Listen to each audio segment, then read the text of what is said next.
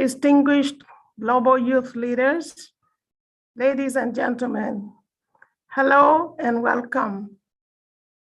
My name is Jacqueline Aber. I'm a member of the Women Federation for World Peace International Global Committee and your moderator for today's webinar. Before we start the webinar, we have a few announcements to make. First, there will be translations from English to Korean, Japanese, French, Spanish, Portuguese, Thai, and Chinese. And if you have a question throughout the webinar, feel free to add it to the Q&A box. We are happy to welcome you to the webinar hosted by the Young Professionals team of Women's Federation for World Peace International. Young professionals around the world are playing an active role in creating and promoting peace by making their voices heard for positive change, coexistence, and harmony. Young people are the builders of the future of their countries and the world. In this webinar, Women Federation for World Peace International would like to focus on the role of youth in the family and society in enhancing and contributing to the culture of the community and the society. Panelists will be sharing best practice stories, success stories, and decision-making processes that have contributed effectively to tackling huge crises in various areas of responsibility in their lives. Now, before welcoming speakers, I would like to give notice to the audience that some of our speakers are in rural area at the moment, so the network connections might not be stable and their audio could be cut off multiple times during their presentation. In that case, we will wait for about 5 minutes, and after 5 minutes, we will welcome the next speaker. So with that notice, I would like to take the opportunity to introduce our panelists and ask them to share with us their thoughts on the theme, role of youth in family and society. So let us welcome the first speaker, Ms. Shiuan-ru Wang. Originally from Hsinchu, Taiwan, Ms. Wang initiated a proposal in 2017 called Phasing Out the Use of Disposable Tableware, which caught the attention of the government at the age of 17. Now she is a junior in the Department of Interior Design as a runway model and a coordinator for the government. She wants to use her diverse skills and experiences to inspire the world to strike a balance between nature and humanity. Ms. Wang, the floor is yours. Hello everyone, good evening. So I'm going to share my screen with you guys.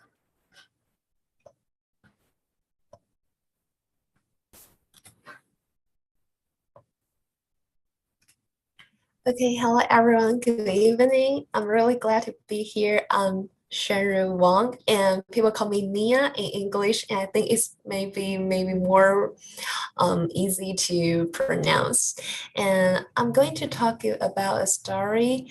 It's about how a high school student impact an environmental issue and policy in Taiwan. And that's my thing today. And before we started, I want to introduce myself again.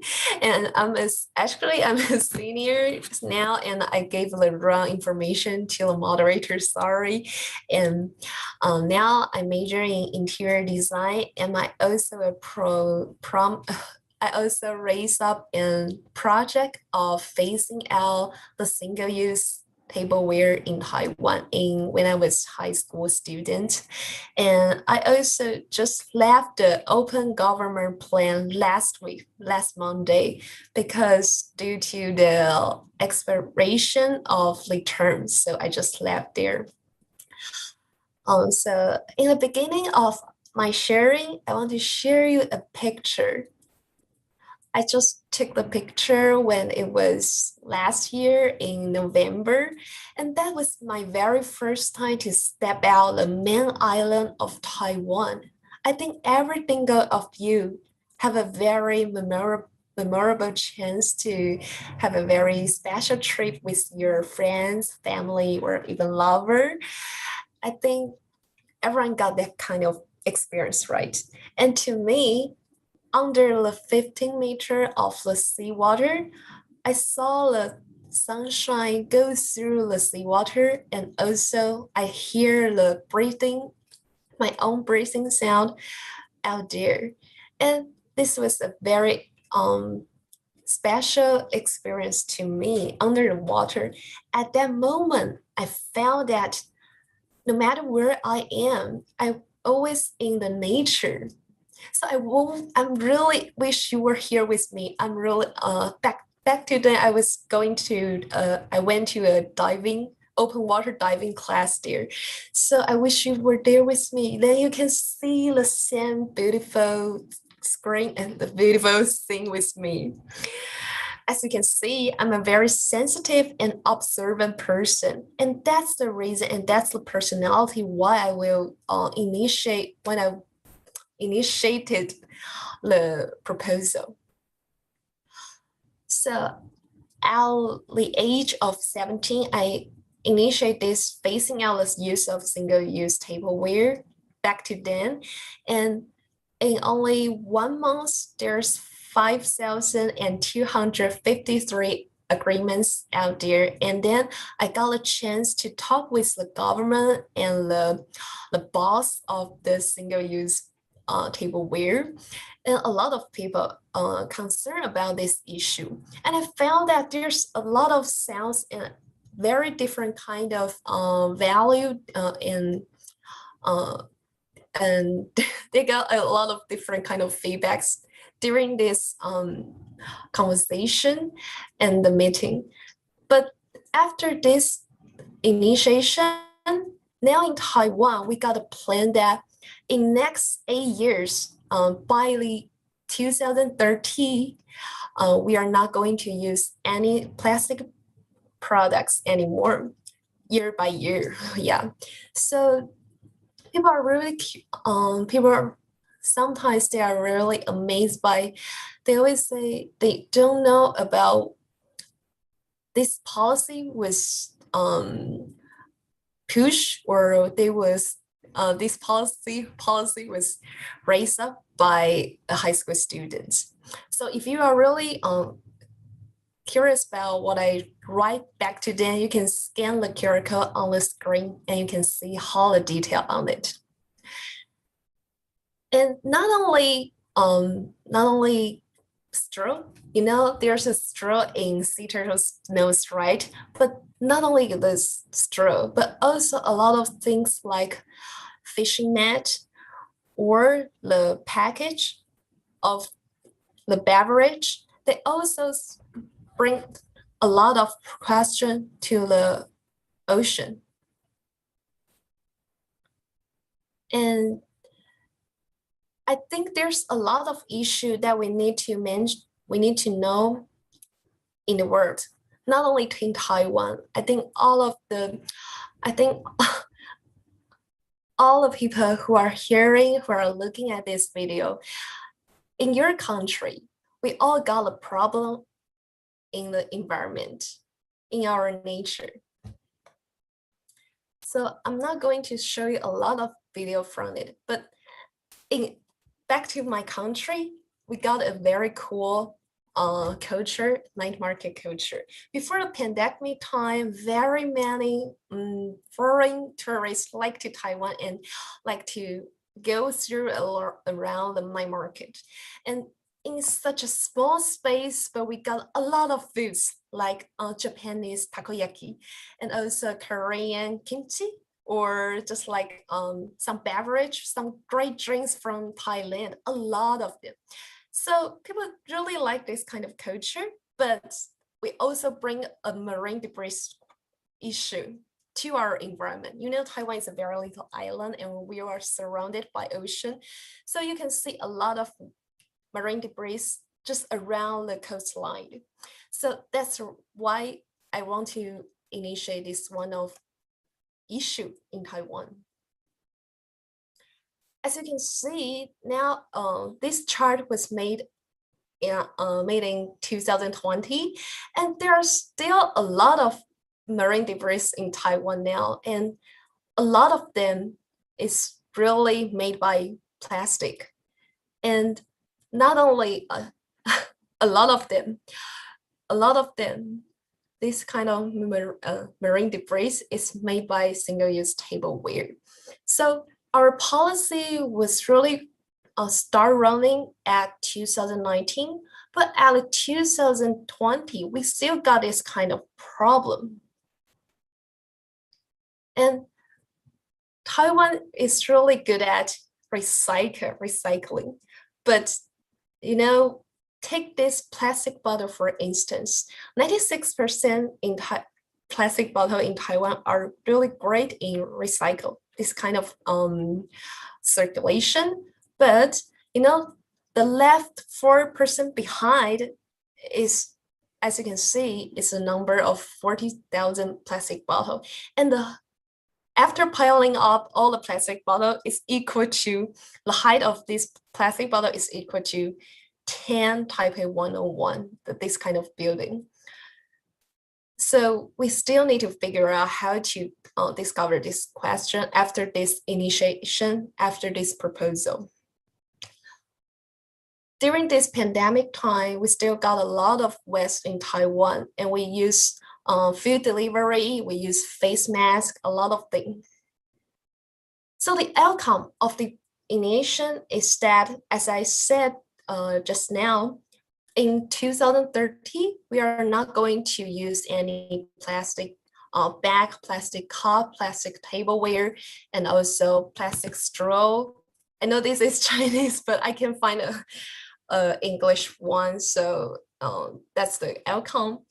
And another way is that after this initiation, a lot of citizen partnership teachers found that they can give the high school students some homework. So more and more high school students are going to try initiation a proposal on this platform, as I used back to 2017. Yeah, so many young people use this joint platform to deliver their thoughts. One of them successfully delivered their thoughts. They are asking the education department to get rid of one of the project in their high schools.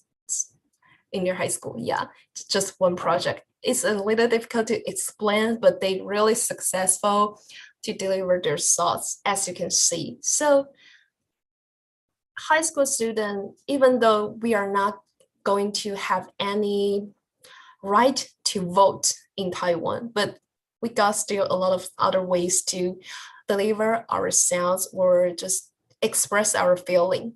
Yeah. So back to, as I said just now, I already left the open government plan, but what can we do in our own lives, right? So I started to think about what's the thing that we can do during this kind of time. Okay, so I think the answer is in our lives. Take myself for example. I'm majoring in interior design, right? So in my house, my dad always liked to save water, or he just like to find some way to save the water. You know, before the hot water coming, we always got the cold water first. So he collect the cold water, which means our restroom in my house always got 2 buckets. in my restroom. So I thought that was not aesthetic and that is not practical. I thought that maybe I can design a restaurant that have a system after what the water goes through the floor and the water can going back to the maybe toilet, and then it can be the water of the flushing toilet, something like that. So I think everyone in different kind of field always can do something in their professional. So I want to share you with an experiment. And this kind of experiment can tell us like how to know about our, okay, that's secret. Let's do the experiment first. So you can screen the QR code or you can just look at the screen. Okay, then I will give you everyone about 15 seconds.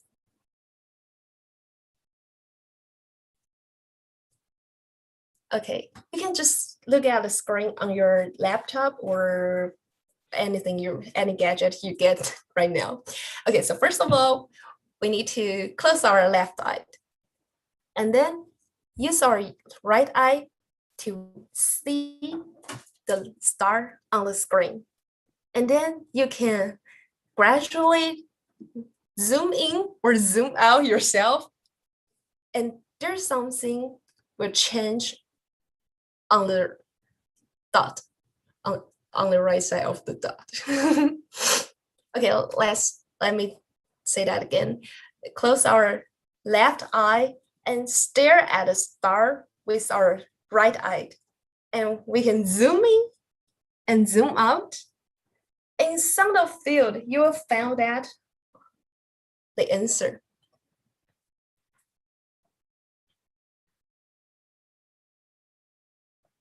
Okay, actually, I don't know whether you really successfully found what will happen or not, but actually, if you really successfully do this experiment, you have found that the dot on the right side will disappear in a specific range.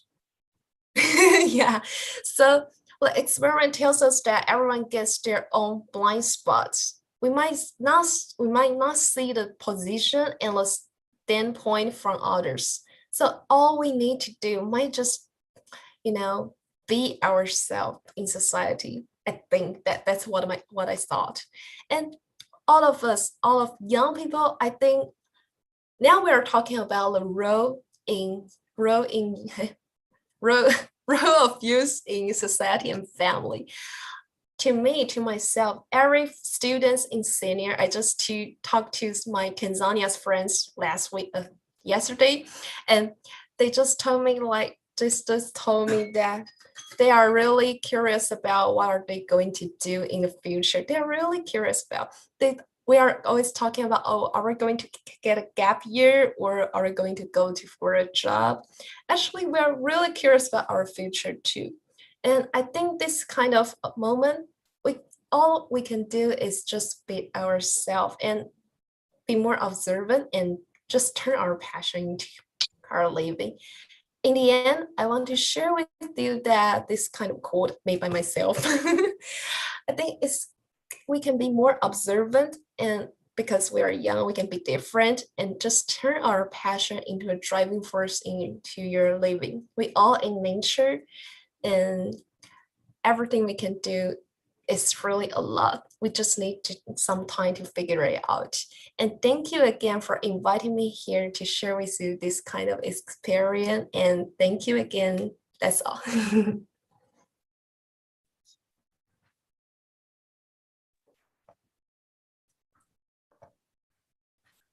Wow.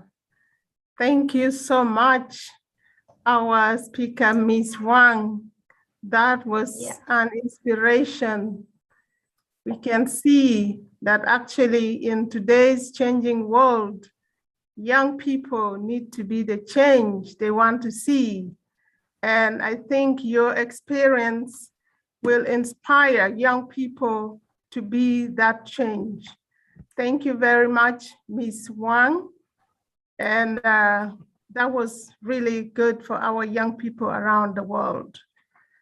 We will, this is a reminder that we will have the Q&A session after the presentation of all panelists. So please send your questions to the Q&A box, and we will look at the questions after the presentations. Next, let's move to our second panelist, Ms. Hema. Ms. Hema is in the education business affiliated with institutions from Switzerland, Denmark, and the USA. She does international and local student recruitment and marketing for institutions, respectively. She also lectures on business management subjects. Her specialization provides quality academic qualifications for the busy, mature working class, personnel, and young adults who are striving to achieve their career dreams. She learned the art of communication and staying positive from her parents, who are her mentors and inspirations in building a good career in the education business. Ms. Hema is passionate about empowering the community by spreading positivity and doing social work. She is also a Rotarian attached to the Rotary Club of Lake Gardens, Kuala Lumpur. Ms. Hema, thank you and you're welcome. The floor is yours. Thank you, moderator, for the introduction.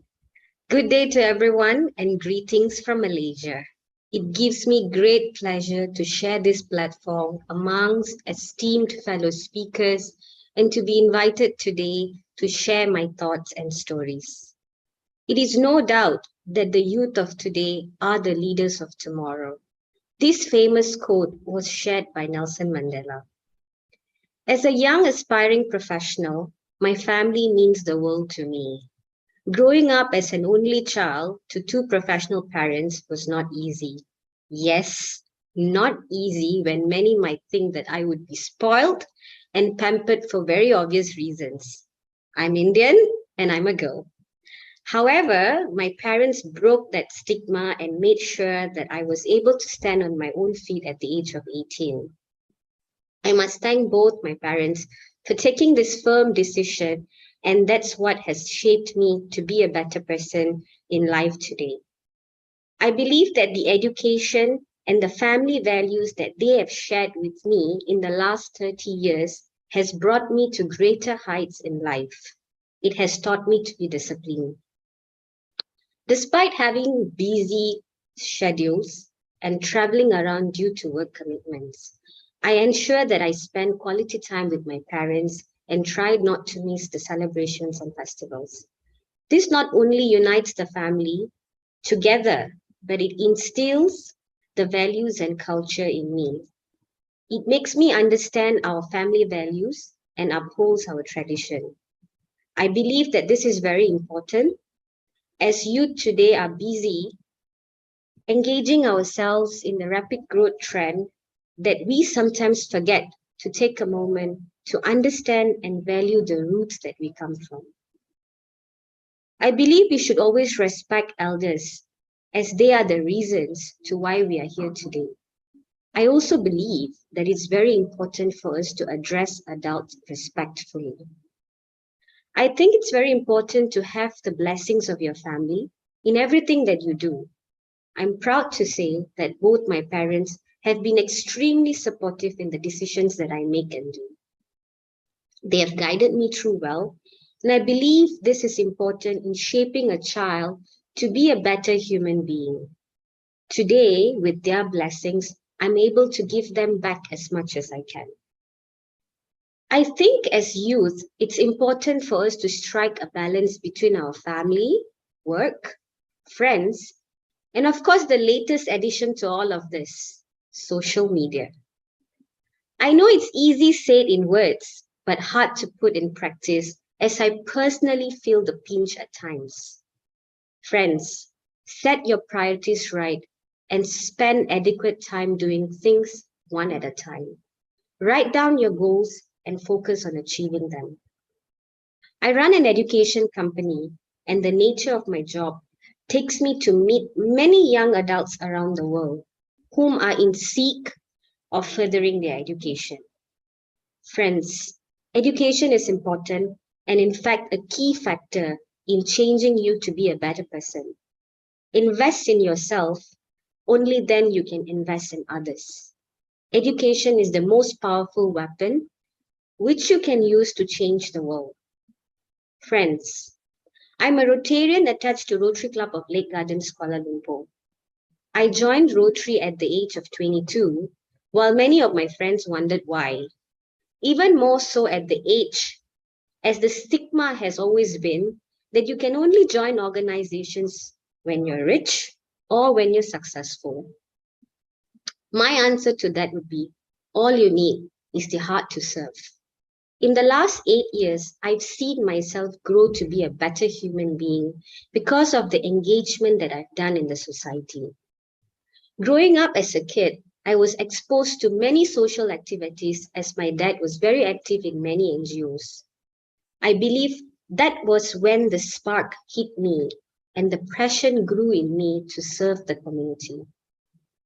The various leadership roles that I've held, including being the president of my Rotary Club in the year 2021-2022, has brought out the best abilities in me. Engaging and helping people in need in the society has changed the way I think, and I've learned to stop taking things for granted. Allow me to share a few personal stories here. In December 2021, Malaysia, particularly an area called Sri Muda, was hit by one of the worst flash floods in history. I recall memories of me and my fellow friends wearing t-shirts and shorts, diving in straight to help our families to clean up their houses from all the mess that was caused by the floods. Thousands of Malaysians, regardless of age, gender, and religion, all got together and helped out each other. In that moment, that only one thing that was running in my mind was, how can I help all these people who have just lost everything that they have owned? I remember randomly asking a house owner if he needed help to wash up his house, and he replied, yes. Me and another friend just started washing up without thinking further. Mind you, my other friend was a doctor. But at that point, we left behind our professional job and sticked with one motto in our head, which was to help the society in need. You may ask me, why share this story? But friends, that one incident changed me. It taught me not to take things for granted in life, as you never know when you will lose it. I had another encounter with homeless children and elderly aged in the old folks' home. It was as simple as distributing chocolates that was donated by a kind and generous donor.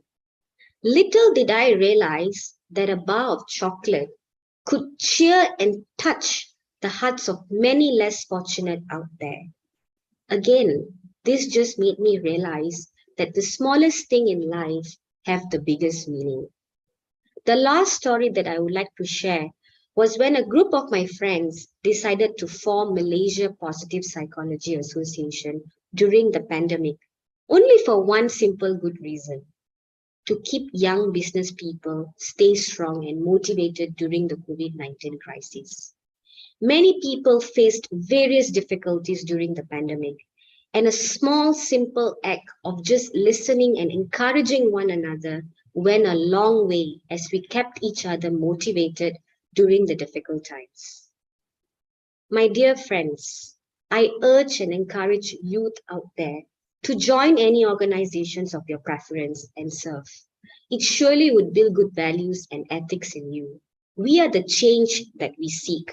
Your time is valuable, and gifting it can make a world of difference in the lives of many. Last but not least, do something good every day. It does not have to be big. Even if you have helped one person, you have changed the world forever. Friends, believe me, a small act of kindness goes a long way. Serve to change lives. Thank you.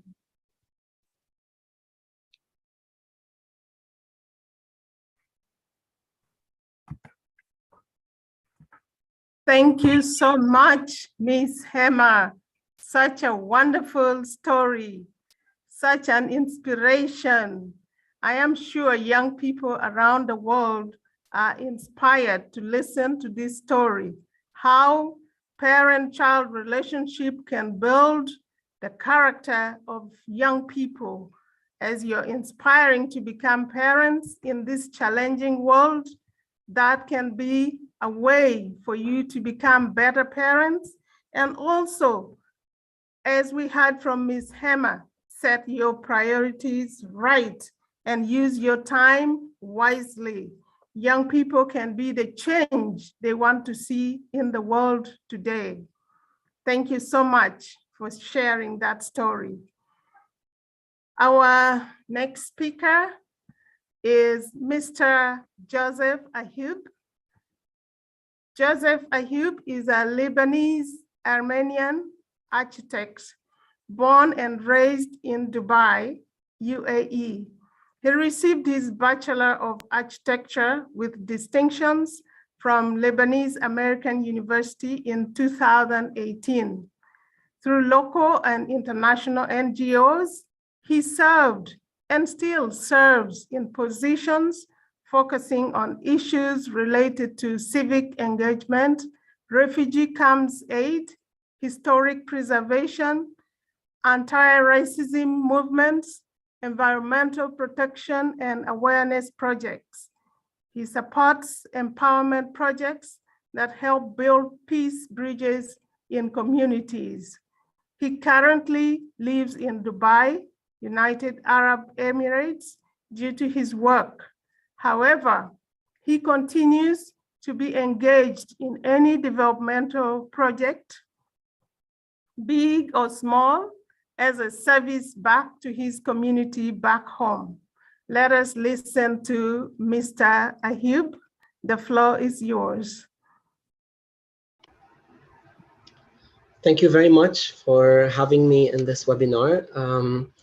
I have to say this is actually an interesting topic, considering how we've all been living in the past 2 years. So the way we interact with our communities has certainly been affected. However, there are things that don't change, and these are the things I would like to discuss today. A healthy community is a community where people live together in harmony. They collectively work together and they collectively solve problems together. And for that to happen, we as members need to be connected and familiar with each other. I've lived in 3 different countries so far, and each of my journeys has taught me different techniques on how to interact better with my community.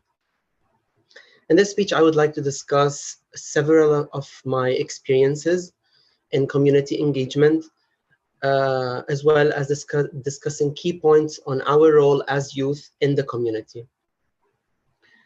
For me, it all starts with communication. The most direct way to interact in your community, to dig deep in the community, is to talk to people around you, to learn about them, to learn about your surroundings, and to realize how much there is to learn from each and every person you talk to. Not just your direct business relations, but also your instructor, your neighbor, the waiter at the coffee shop, and etc. Each person comes with a different background, with a different perspective and a different story in life that you can take something out of. However, talking sometimes can be tricky if language is an issue. I've experienced this before in 2 different ways. When I was in Lebanon, I came across several newcomers from North African countries in that case. And through time, we eventually became acquaintances. And they made me aware of how difficult it was for them to be in the community without being able to talk to people. And this was affecting their daily lives, this was affecting their work, and this was affecting their entire stay in Lebanon. And at the time, they had no other place to go. So that being said, one day at university, a friend of mine was discussing about an NGO that provides free language classes to migrants or to newcomers into the country who are suffering from these issues and cannot afford classes. And because I'm aware of this topic now, it immediately grabbed my attention. My discussion with them made me more empathetic towards this topic, that I ended up joining the organization as a volunteer instructor for a semester. And so with time, I began linking people to the organization who needed it.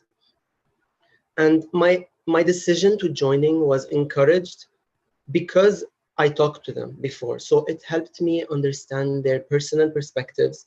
So I felt more connected to the issue, so I joined.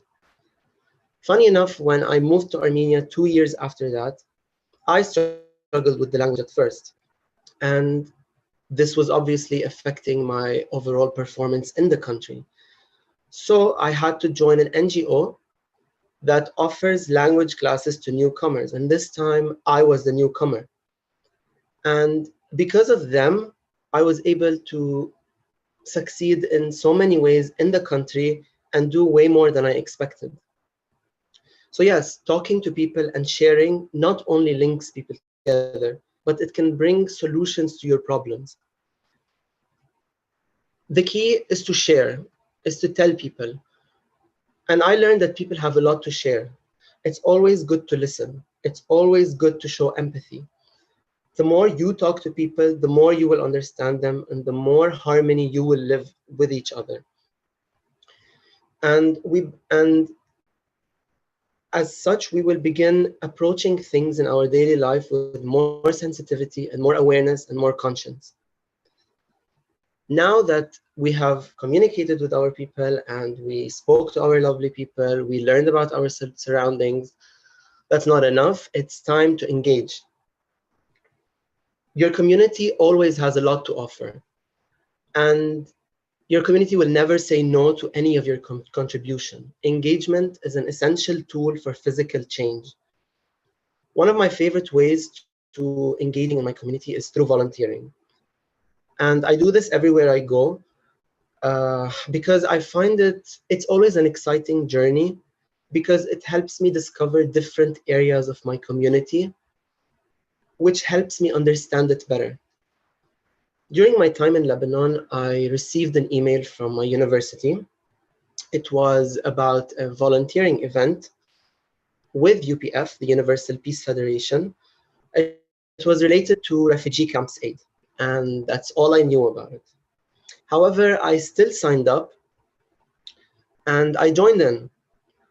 Because of that one simple sign up that I did online, I ended up joining in on 10 to 15 different projects with UPF in Lebanon throughout 3 to 4 years with very different topics related to refugee camps aid, distribution projects, social events, environmental projects, awareness campaigns. That one simple sign up gave me beautiful connections with many different people. It gave me a set of diverse and new skills that I didn't have before. So yes, volunteering helps you diversify your skills. It helps you try something new. Yes, I'm an architect, but this doesn't mean I should always hold a nail and a hammer and go build houses wherever I go. I can plant, I can distribute things, I can join a dance group aimed at something. There are no limits to learning new skills. That's why I always like introducing people to the world of volunteering, because I truly believe it connects people. And I've given presentations about this before in my university in Lebanon, during my stay in Armenia and here in Dubai. And because I always find people who are interested, but they just don't know where to go. They don't know who to talk to. They don't know where to approach in order to engage. I always end my presentation by distributing lists of organizations that people can join based on what they care about. For example, you care about trees? Okay, these 6 NGOs also care about trees. Call them and go have fun. Yes, contributing to your community, dealing with all these projects can be fun and easy, but it's not always the case. Communities can fall into despair sometimes, whether it's man-made or a natural cause. It's important to note that during difficult times, any contribution counts as a major achievement. If your community is going through a difficult time and you feel the slightest urge to be helping out or to be doing something, then consider yourself a succeeding member of it. I have to share my experience on this because I learned that community engagement is not only about planting trees or joining a dance group or dealing with certain events, but it can suddenly entail something that you've never done before, where your community needs you the most. My most recent extremely intense engagement with my community was during the Beirut blast in 2020 that left a major part of the city destroyed. It was an unfortunate disaster, and although there was no organized recovery plan of the city whatsoever, no one knew what they were doing, volunteers and people from all age groups randomly went down to the streets, helping out without instruction, without anyone telling you what to do. People cleaning up random areas of the neighborhood, doing literally anything they can, helping people they don't know, just because it was so personal to them. And this is where you see the link of how attached members can be to their communities. Who's going to go down? Who's going to help? Is it only 10% of the community? Is it 90%? This is how you see how people care about their communities. Even people from outside of Beirut were commuting into Beirut in order to help out. Yes, it was disastrous. Yes, almost the entire city got damaged. But the work done by random people hand in hand gave a deep sense of communal support. That alone was a tiny ray of hope in a desperate time. I was also one of these volunteers. I was doing something that I've never done before, but I did have the urge of doing something. What? I don't know, but I have to. So I ended up going down and I ended up volunteering with 3 different NGOs, local and international, for 3 months. Even with that, they were renovation-related projects. Even with that, I felt like I did nothing because of how massive the damages were. But again, it's important to note that any contribution counts as a major achievement.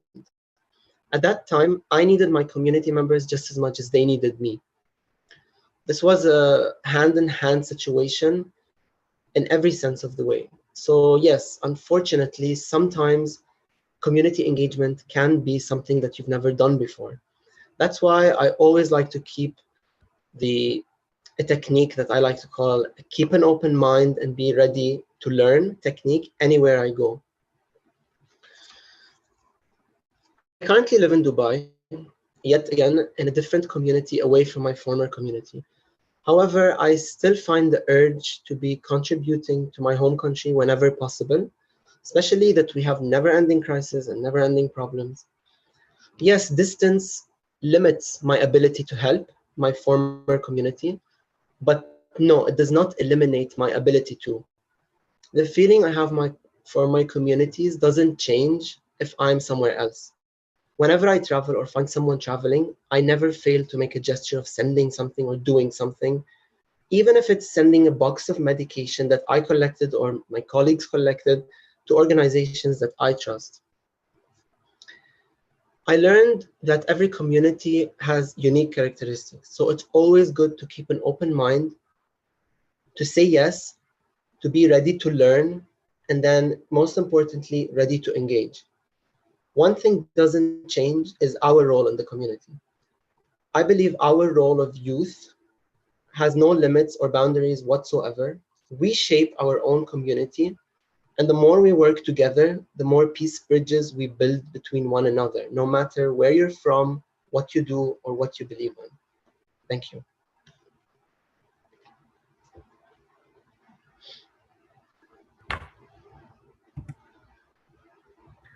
Thank you so much, Mr. Ayub, for your experience and how you're touching young people in the world today by sharing the importance of communities.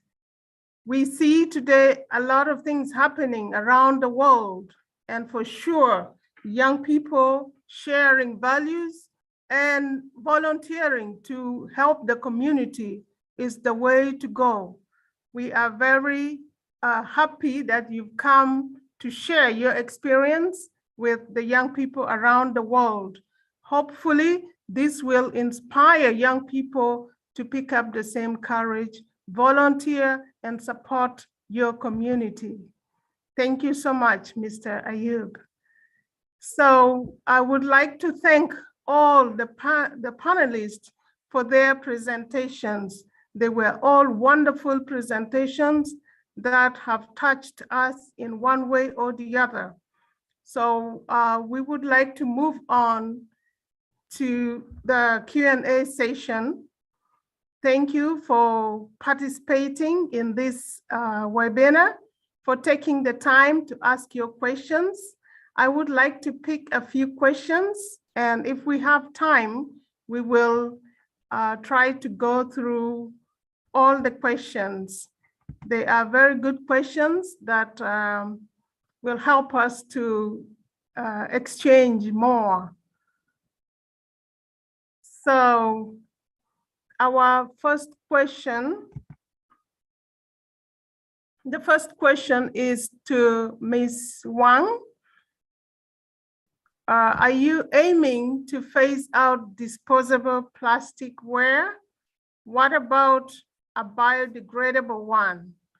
Say paper cups and paper plates. Okay, thanks for the question. And due to in Taiwan, due to our weather, we are really wet, very wet. So sometimes it rains a lot. So in the beginning, my proposal is just like disposable tableware. So I'm not aiming the plastic one or the paper one, but our government thinks like they want to clean out the plastic one first, because as I said just now, because our coastline is really gathering a lot, it's gathering a lot of plastic tableware. So maybe this is why the reason they want to let them to be disappear first. So they are going to use the plastic one first. But I think it's really important to let all of disposable, or you say single-use tableware to stop using them gradually. But it really takes time to get used to this kind of habit. But in Taiwan now, we are really trying to let all of people to get used in this kind of habit. And thanks to your question again. Thank you so much, Ms. Wang. Yeah, I think that's a great response. We really need a change of mind in order to change habits and change the environment to a better one. Our next question to Ms. Hema. What was the book which gave you the most inspiration for your life today?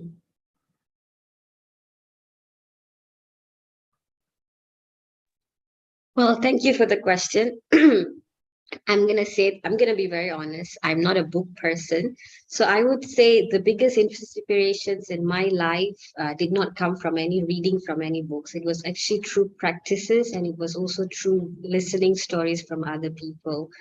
I think it was by just watching my parents, what the practices that they instilled in me. That was how I learned to be a better person. So it was not from any books.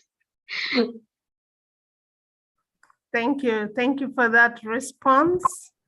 And I hope this answers the question.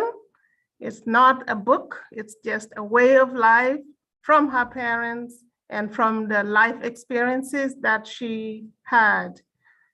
Our next question to Mr. Ayub. Architecture is a very special work. It deals with universal laws of measurements and stability and is meant to build for many years.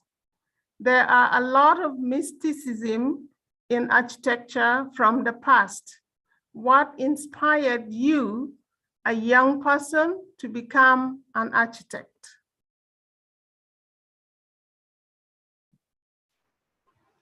Thank you very much for your question. There were actually many different inspirations for me to being an architect. First of all, I was born and raised in Dubai, so that alone had a lot of construction going on, things being built, things being creatively done, things changing every now and then. And I like the creative work, and architecture gave me a sort of the creativity that I wanted. And as a result, in university, I had several projects that were linking my architecture projects to several social works or social constructions, and that also gave me a push into this field. Thank you. Thank you so much for your response. And good to know how you became an architect. And I have a general question that goes to all the panelists. You'll take turns to answer this one. My question goes to all speakers. What recommendations would you leave to our young people of nowadays on keeping good practices home and abroad? What recommendations would you leave to our young people of nowadays on keeping good practices home and abroad? Let's start with Ms. Wang. Sure. Thanks for the moderator for the question. And I think since I'm 21, my age is in 21 now, so I think this word is not only a recommendation, but it's also a quote as a gift for myself, right? So I think nowadays people are really I think all we can do is not only focus on our own major or our own homework, something in our school, but also we can try a lot of things that we never tried before. Yeah, just like if you really like to go some outdoor activities, we could try, because during this kind of experience we can explore that what's the thing that we really like or we really want. Yeah, so just explore more and be more observant, then we can find the thing what we want it to be our career. Yeah, thank you. Thank you so much, Ms. Wang, for that advice. And let's go to Ms. Hema. Well, my advice would be, I think, irrespective of whether it's at home or abroad, stay true to your culture. I think practice whatever that you believe in your family, irrespective of whether you're at home or abroad. So I think that values should be with you irrespective of locations. So that would be my take. Keep strong to your culture and values. Thank you so much. I think that is strong, that's powerful. Yeah, values, culture, stick to it, and practical. Thank you, Ms. Hema. And let's move to Mr. Ayub. I would say never be afraid to explore something new. Always diversify your experience. Find something you care about. Learn about how it works in your community. Find a group that thinks the same way. Join in on them, and your contribution will naturally come through this process. And the more you're involved, the more the work will have continuity. Thank you. Thank you for sharing that. That is surely powerful for our young people. We still have a few minutes. We will continue a little bit with our questions and answer. Another question that we have.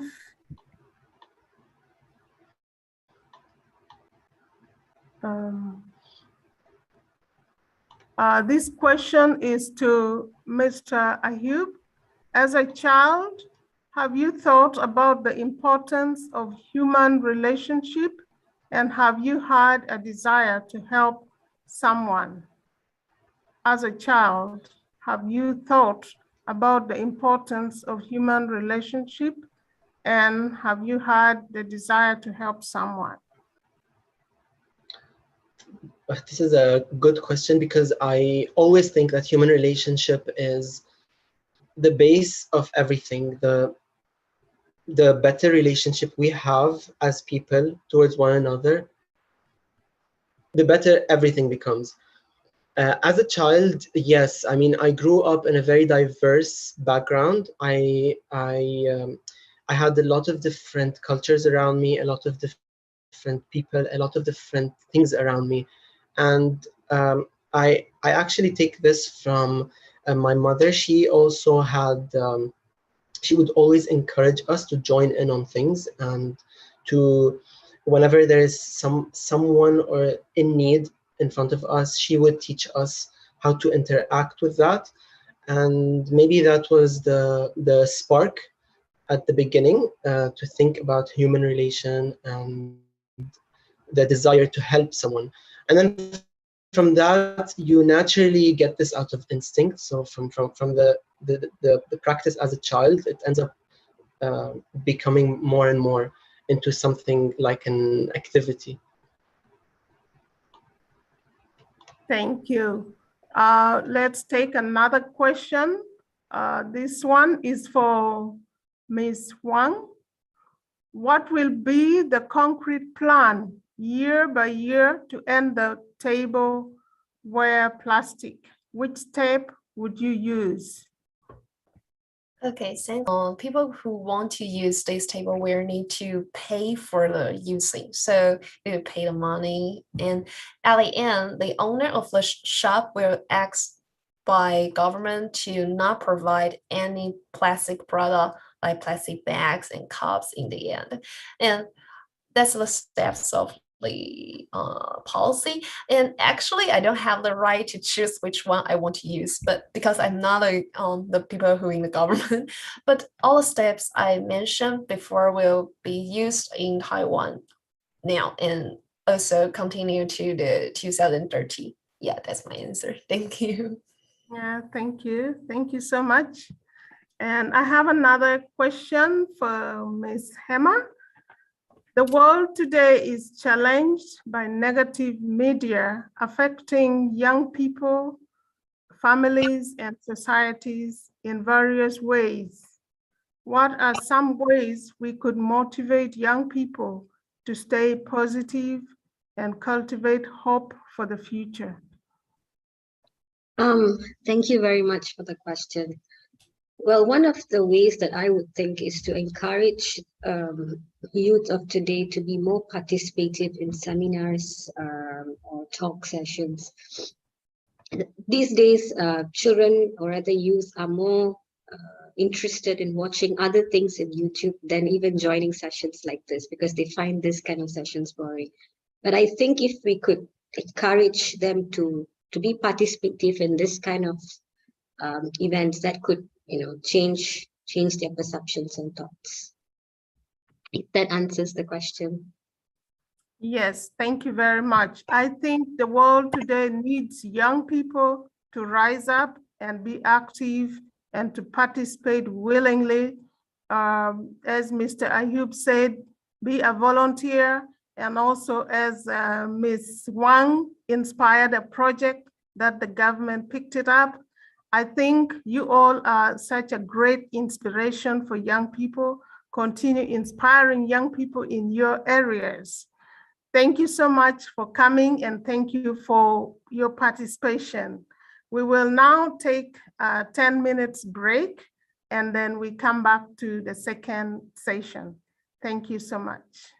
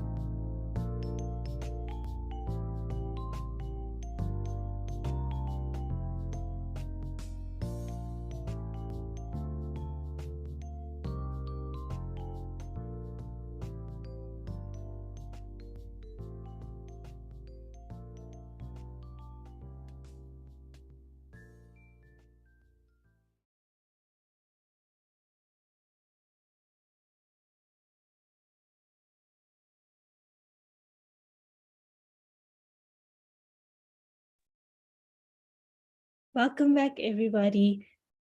My name is Ryeojin Kuse, and I'll be your moderator for the second part of the webinar.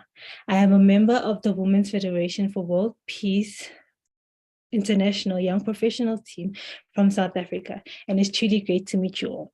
I hope you had some time to reflect and digest all the information that was given us from the panelists in the first session, and I hope you are now refreshed and that we're able to continue to our next session. Now we will welcome our next panelist. Our next panelist is Ms. Patricia Matos.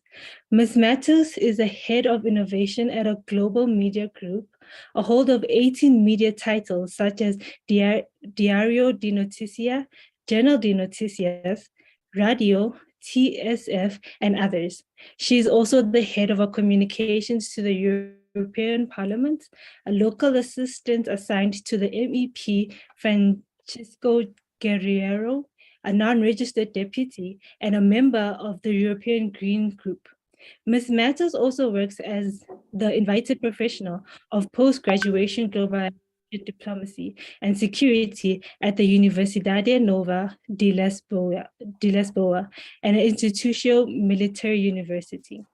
Ms. Matos continues to self-develop and currently is a PhD student in social science, specializing in political science at the High Institution of Social and Political Science in Lisbon.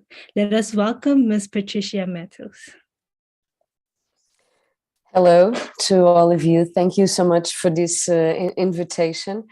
By now, I apologize for my background, but it wasn't working, so I just solved it.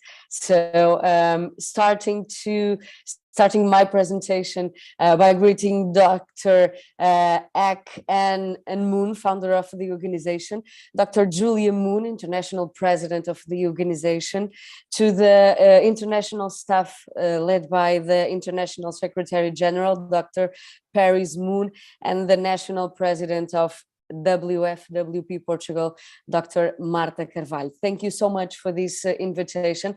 I hope I can tell you some things about my life. Everything that happened in my life was not planned. Everything that I am, I didn't want to be.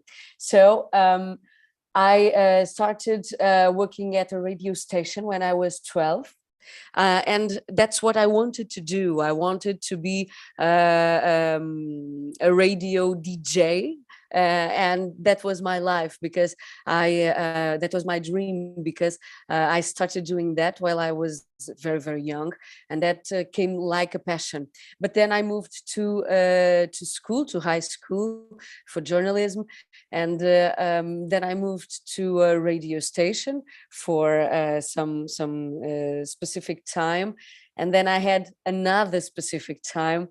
And I could not go back to that radio station. So I had a few options that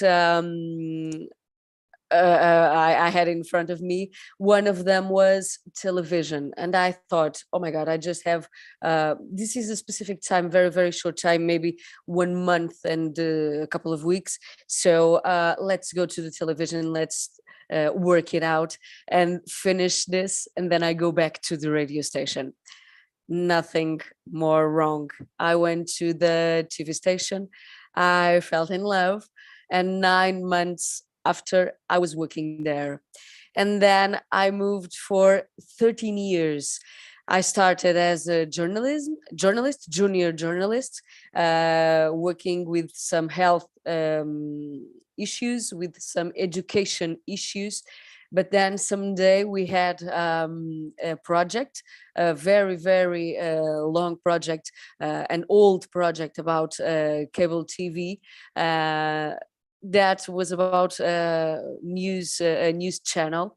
And then one of my directors came to me and said, okay, so tomorrow at 8 p.m., at 8 a.m., you are going to present some news, and we are going to make some tests to see what you are capable of.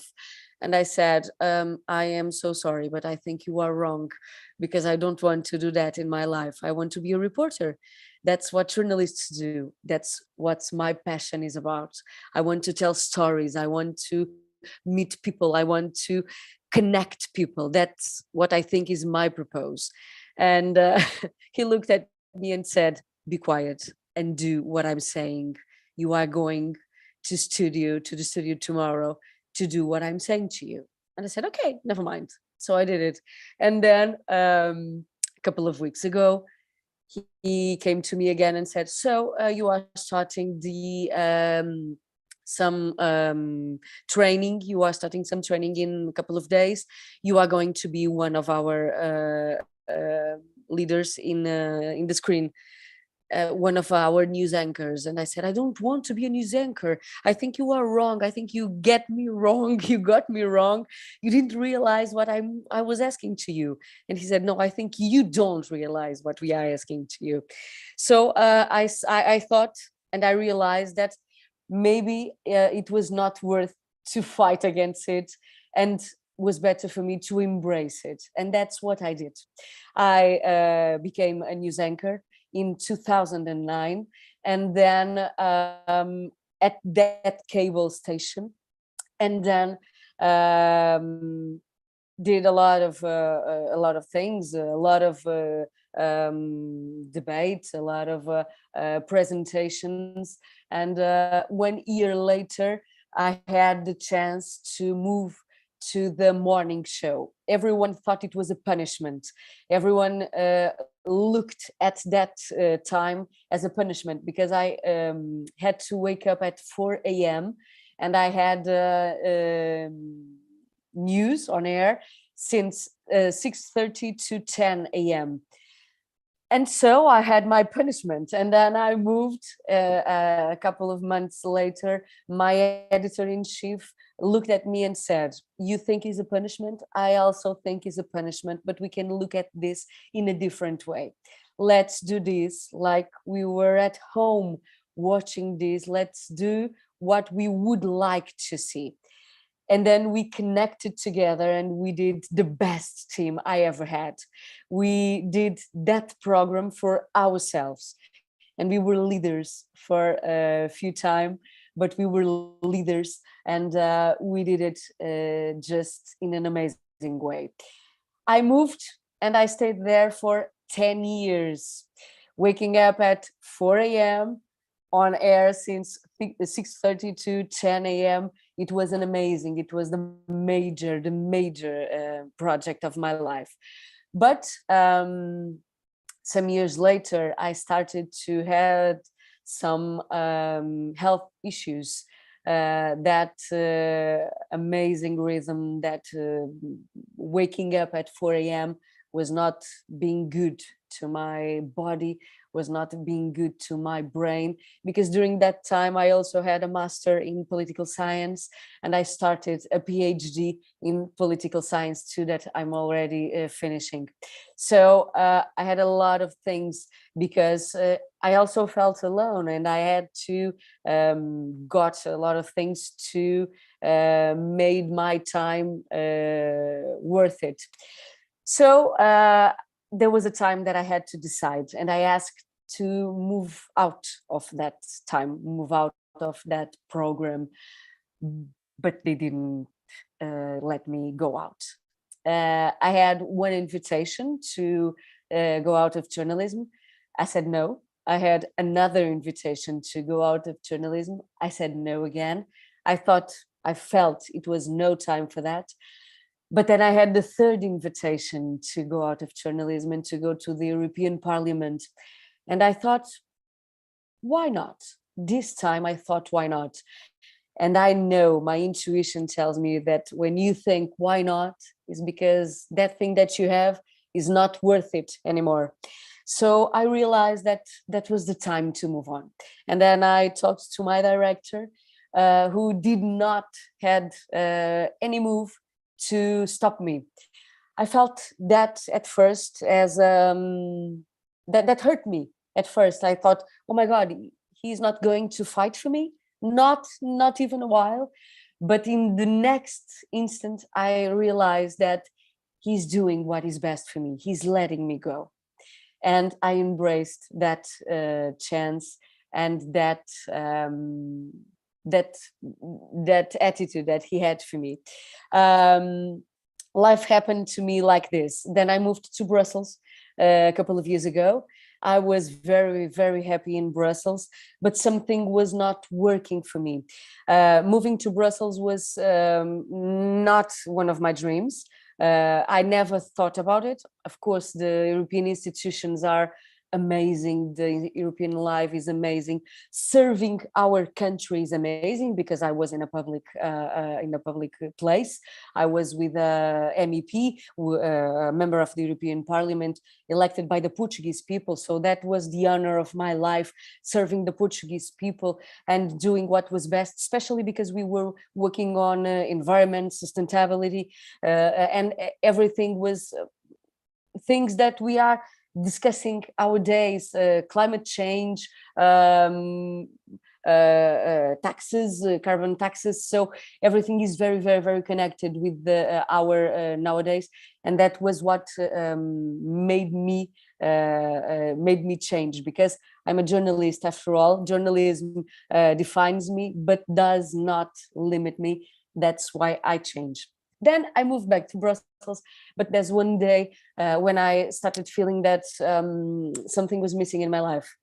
And my head of office realized that, and we moved out of an elevator, and he said to me once, do you know what is the shadow theory? And I said, no, I don't know that theory, but you can share it with me. And then we stopped and we saw our shadow. And he said, do you see your shadow? I said, yes, I see my shadow. If you run after your shadow, as long as you run, as fast as you run, your shadow will move as fast as you run after her. And I said, okay, I realized, I know what you mean, but I'm not that person. I'm leaving. And then I started my networking in Portugal, always approaching that moment, because I knew I would come back. I started my networking, very, very calm, very slowly, only realizing that if I had the chance to come back, what would it be? Then 3 months later, I had the chance to come back, and I had this opportunity to become a journalist again. I am right now the head of innovation of a media group. We have 18 newspapers and websites. It's a huge, huge demand, and I am very proud of the confidence that everyone has about me. But I have to share with you the question that everyone, every day, for all my life tells me, and that is a question that makes me sad, because people say, how can you do it? How can you do so many things? How do you do it? Tell us, what's the secret? There is no secret. If you do what I do with your heart, if you do what I do, if you choose what I choose, if you choose life, if you choose you, if you choose your intuition, if you choose to always give it back to the society, give it back to people, because I was no longer, I was not worth, it was not worth being in Europe anymore, just like it was not worth being at the television anymore. And I was one of the news anchors, the major news anchors of this Portuguese TV station, private TV station. So I was one of the 5. So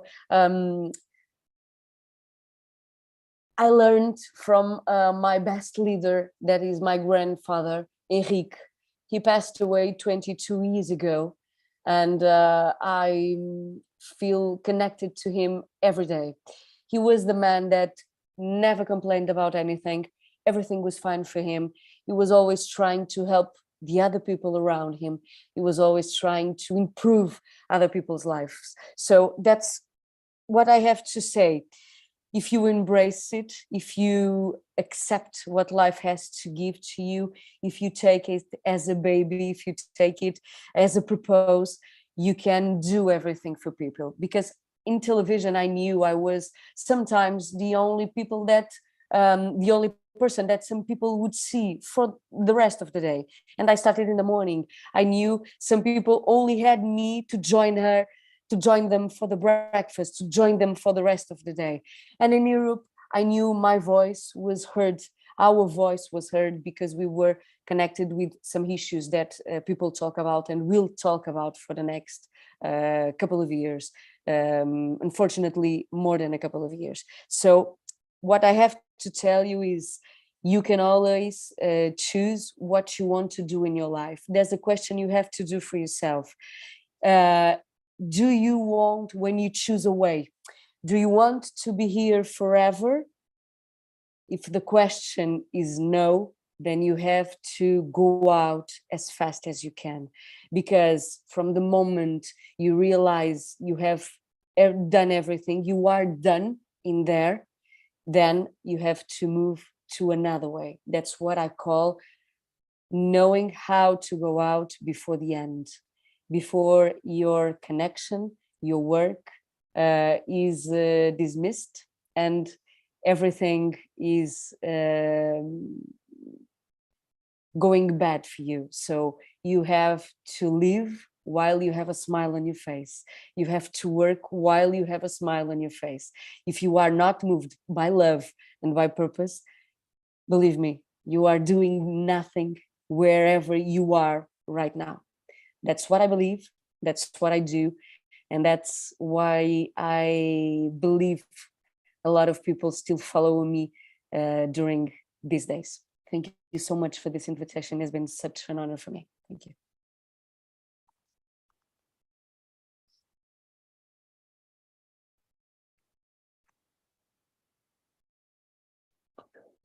Thank you so much, Ms. Matos. Thank you for sharing your experience and your journey in journalism.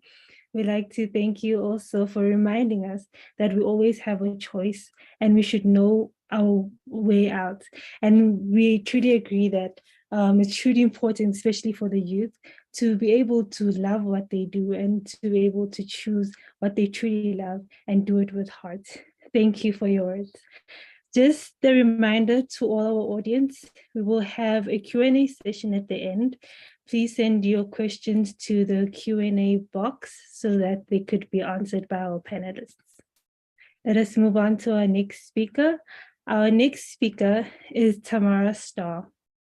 Ms. Starr has been working as a journalist and an advocate for over 20 years.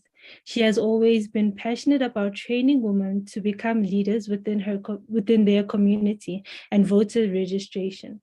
She has worked for organizations such as NBC Universal, the Boston Globe, Pro Sound Music Magazine, NYS Music, NYPIRG, and Women's Federation for World Peace International. Recently, she launched the lifestyle news website Imperial Samaritan with her former employer, Patch.com.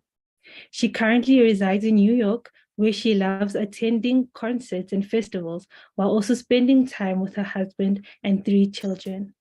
Ms. Tamara Starr, we'd like to welcome you. Thank you so much. It's really amazing to be here. And I feel that my journey only proves what my mother always told me, that a person can be whatever they want to be. You don't have to limit yourself just because others feel that you should. And even while I was preparing for this presentation, I was watching this show about baseball, and one quote kind of stuck to me when one of the characters told her mother how, I have a gift. Why would God give me this gift if it wasn't a part of my plan? And to me, it kind of goes hand in hand with what, as youth, we're always trying to figure out who we are, what our purpose is, but also each one of us have, since we were kids, have been blessed with some kind of gift that needs to be shared with the world. And this is a picture of my parents. And I only think about how they were when they were young kids and the dreamers that they were and what they wanted to pursue, and how my mother asked her parents' permission to come to America because she had these big hopes and dreams at Honduras, La Ceiba, Honduras. And my father is African American from St. Louis, Missouri, how he took faith upon himself to go to New York to start something new. It all starts when you're young, when you're trying to figure out, okay, what is my plan? But we can never ignore that little calling that's always been inside of us, or those talents that we were blessed with that we love to do. For example, my friend Kelly from Boston, Massachusetts, she knew she wanted to be a nurse because she knew she wanted to help people. But for her, it wasn't enough for her to just practice in a hospital. She felt like she needed to do more. That was when she decided to join forces with Nurses with Purpose to go to Africa and go to hospitals and clinics that were short-staffed that needed help. And that's what she does every single summer for years. And that brings her purpose. She can combine her skill set and her passion for helping people, even in other countries. But that doesn't mean, you have to be in a health field, whether you're into video games, whether you're into education, whether you're into farming as well. If you love those things, you can use those gifts to help others. So for me personally, I wanted to be a journalist because I wanted to, investigate things that were going on, that were wrong, that need to be showed so that things can change for the better. Because I always feel if you are playing a role in government, it's important for the public to make sure that all those in any positions remember that they're serving the public. They're not just serving their own particular base, but it needs to be for the common good, for serving others. So civic engagement was really, really important for me since I was a little kid, even making signs for the mayor during mayoral elections in New York City, like around 2nd and 3rd grade. I remember I used to make signs. So from a young age, it's like it always was in me. Like I wanted to support. I didn't know how because I was just a kid, but I felt that, okay, if I can at least show my support by making signs and, talking to my friends about Common Core issues, like, I wish that they could, fix our park or something, or a little cleanup, little things like that. It's always, to me, it does start young when you start having those questions of what can I do? What can I do? So that kind of became my personal calling. So I partner up with Headcount to do voter registrations. But if you are someone who has trouble picking an issue, because it can be overwhelming, a lot of people that I know who want to help, it's very easy to feel overwhelmed since there's hundreds of organizations that you can be a part of. However, if you want to avoid burnout, I always feel that when you are picking a mission, it's important to get a sense of their mission, a sense of their purpose, and a sense of their true advocacy. And if it rings with what your gift is, or you're able to provide your gift towards that cause, either it's volunteering even as a secretary, or volunteering to write letters, or even volunteering just to, create like a small little fundraiser of selling cookies or cakes. All those things are important because it brings awareness to the public of what that issue is. And if there's another great way is volunteering. If there are ways to volunteer, to give your time, to tide your time, that's another opportunity as well. But never, ever, ever judge or even,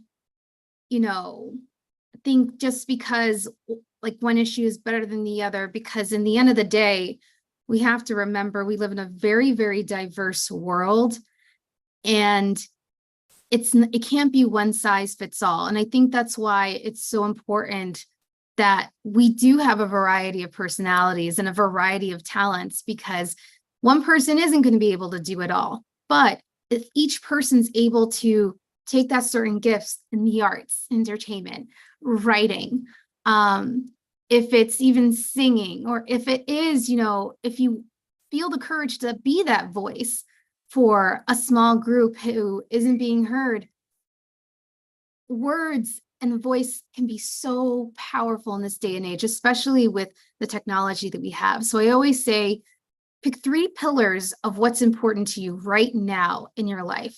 This is just an example for me. My 3 pillars are faith, family, and career. Those are 3 pillars that have always been important for me throughout my life.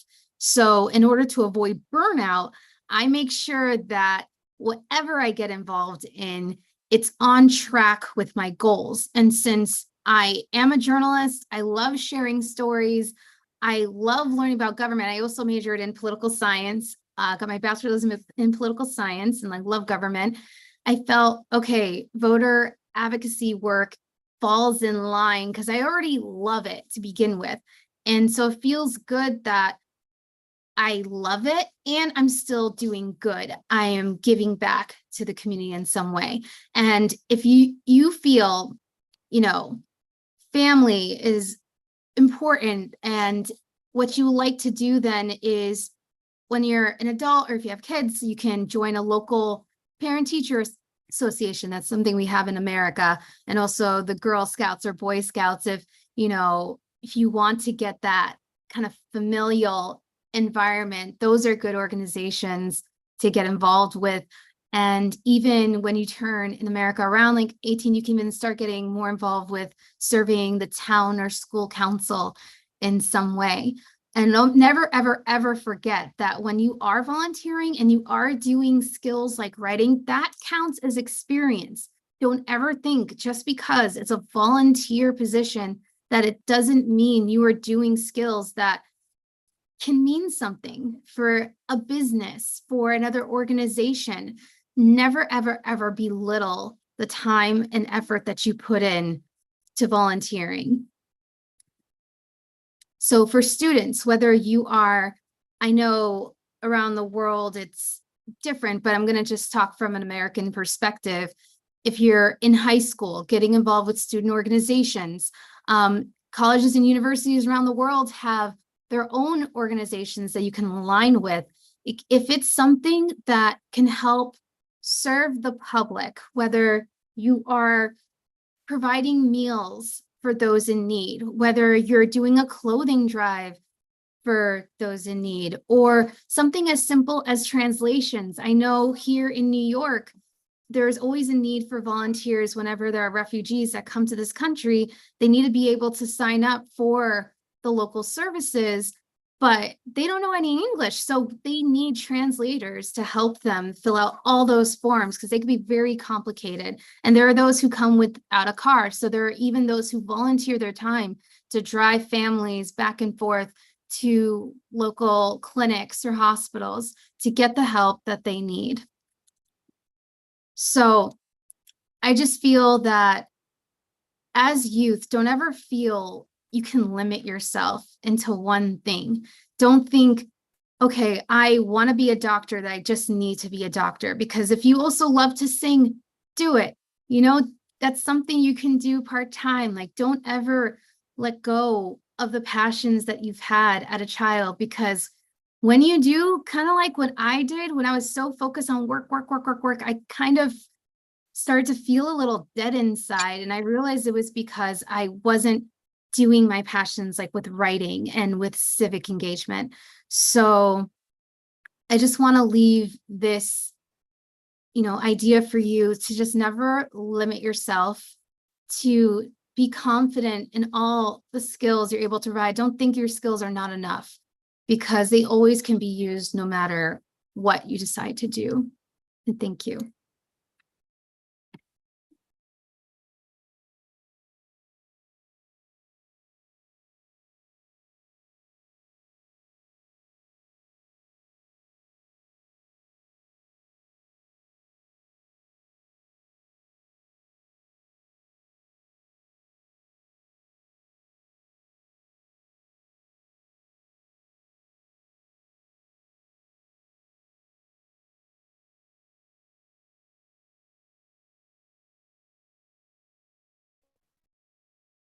Thank you. Thank you so much, Ms. Starr.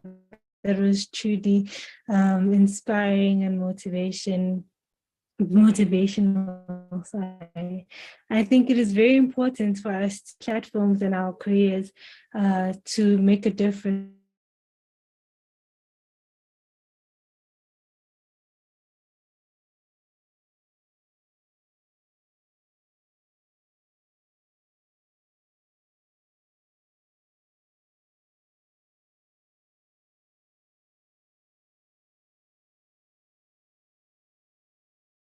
I think we're having technical issues with the moderator. So I would like to ask Ms. Jacqueline Aber to continue with the moderating.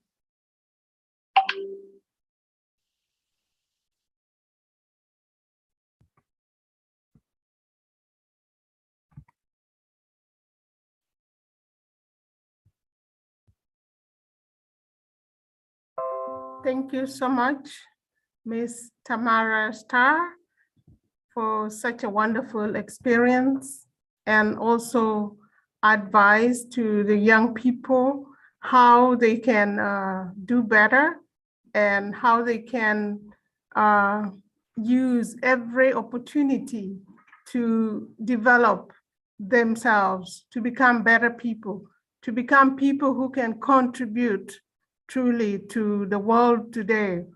And everything that they do matters.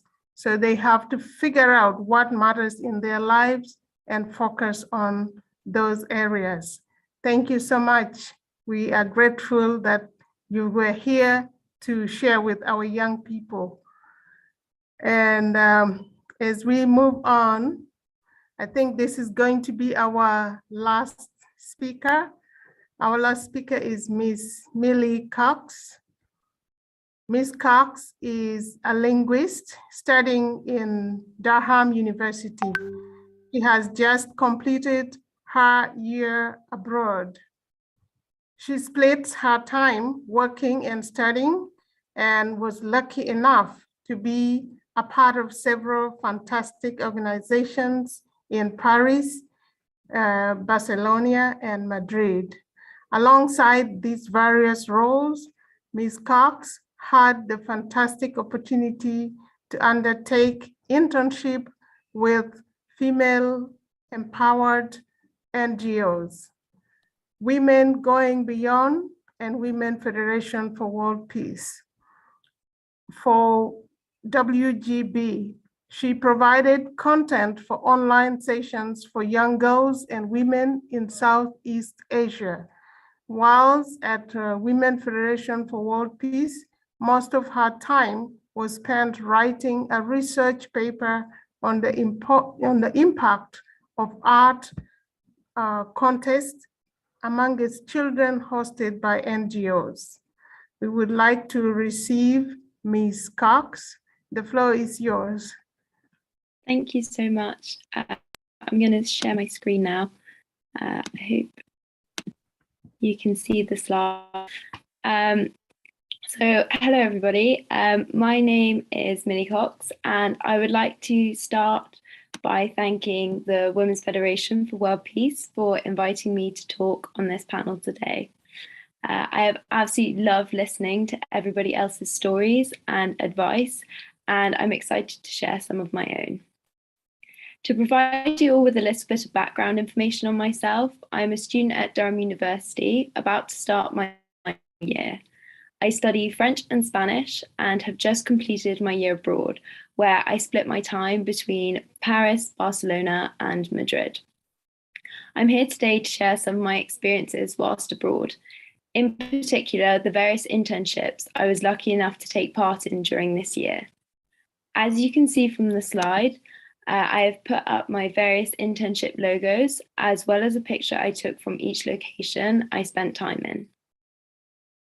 Whilst in Paris, I worked as a teaching assistant in a bilingual primary school. When there, I gained a great deal of experience in helping prepare material for classes and working on developing my interpersonal skills, all on top of my main focus of improving my French. I really enjoyed the working environment as every day brought new challenges, and by the end of my time there, I'd formed very good relationships with both the students and the teachers. In Barcelona, I was enrolled at Universidad Pompeu Fabra for 1 term and undertook a course on Spanish translation. I loved experiencing a completely different university setup to the one back in the UK. And I really enjoyed interacting with students from all across the world. During my time there, I decided to start looking for internships that could be completed online to complement my studies and that were linked to my hobbies and interests. One area I'm extremely passionate about is women's rights, and my research led me to a fantastic NGO called Women Going Beyond. This organization is based in Córdoba in Spain and aims to empower women in rural areas of Southeast Asia by providing them with online teaching resources, from vocational skills to typical curriculum-based education.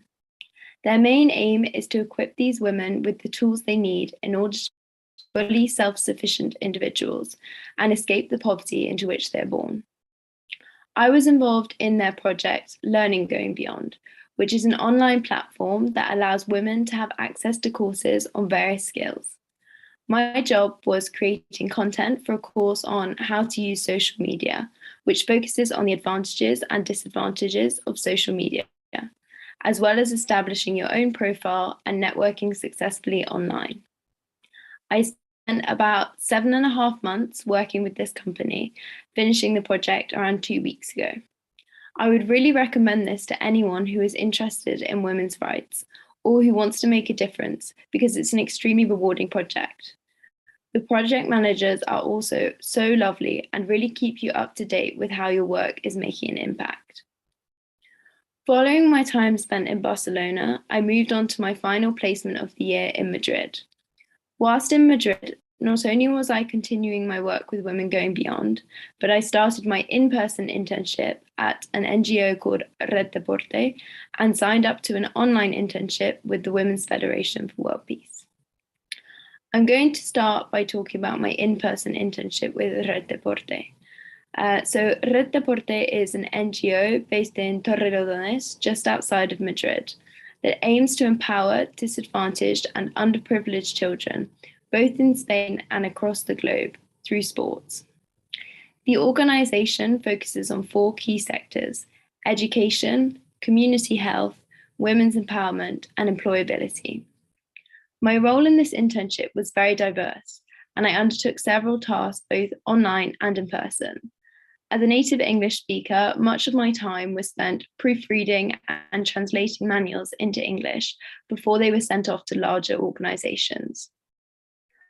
I also was tasked with researching charities such as Comic Relief in the UK to see the possibilities of gaining funding for one of Red Deporte's major projects in Zambia, where they're currently looking to fully develop and construct a sports complex in Lusaka. For this project, I also attended various sports events in Madrid to help fundraise and raise awareness of what Red Deporte was doing to support children in Africa. One of the pieces of work I found most rewarding was transcribing real-life interviews with children and young adults based in Zambia who had suffered extreme hardships when growing up or were currently still living in poverty, and the ways in which sport has helped them to see a way out. These touching testimonies really highlighted the importance of the work organizations like Red Deporte are carrying out. In addition to this, as part of the Red Deporte team, I went into several schools across Madrid and provided sports lessons with educational themes, such as football games that taught about good COVID protection measures, or kimball games that really focused on promoting key themes of gender equality and sustainability. I extremely enjoyed both the online and in-person work. Once again, would highly recommend Red Deporte as an internship for anyone who is interested in sports. The personnel that run this organization are so passionate and really focused on making an impact, and that attitude truly made the internship such an enjoyable experience. The final internship I would like to talk about is my placement with the Women's Federation for World Peace, which I carried out over 3 months.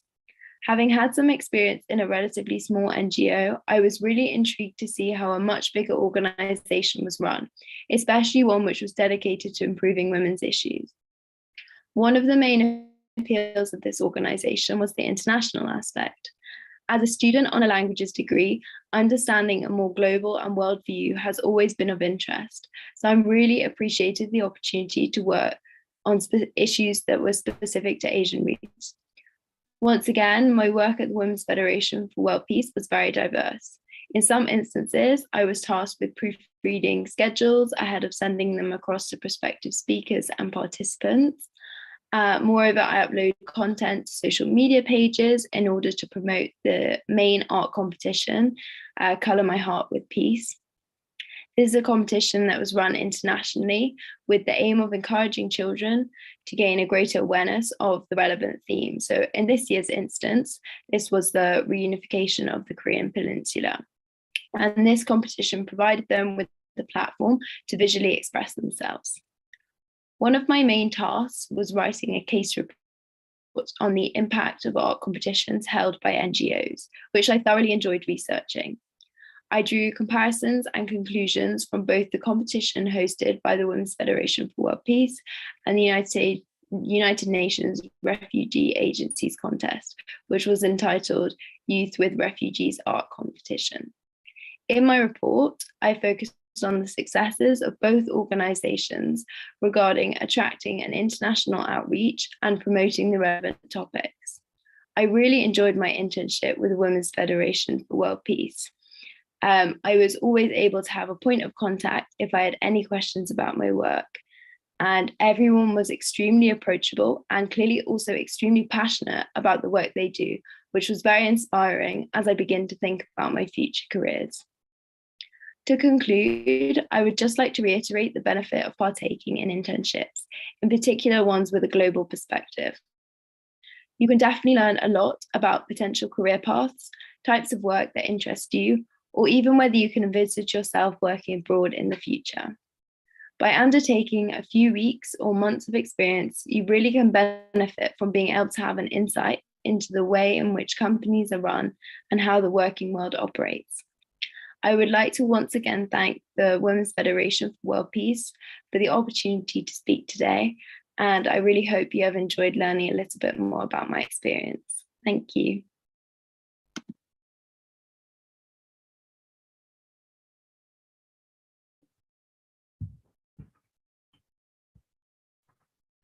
Thank you so much, Ms. Millie Cox, for such an experience and also inspiring young people to be open-minded and to be open to learning. I think your experience will inspire a lot of our young people who are looking around, not knowing what to do, to invest themselves in education, educating themselves through internship, as a way to give them the way to the future. Thank you again for sharing your experience. And I think it's time for us to move to the Q&A session. I'd like to invite all the panelists. We will share the questions and have a Q&A session. So our first question.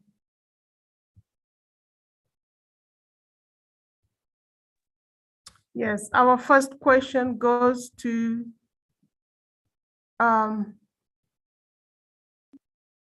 Ms. Patricia. It says, yes, which event in your life do you think pushed you in the better direction and why? Which event in your life do you think pushed you in the better direction and why? The event was my illness in 2017, because I started to develop a strong feeling of detachment, because I had nothing if I had no health. So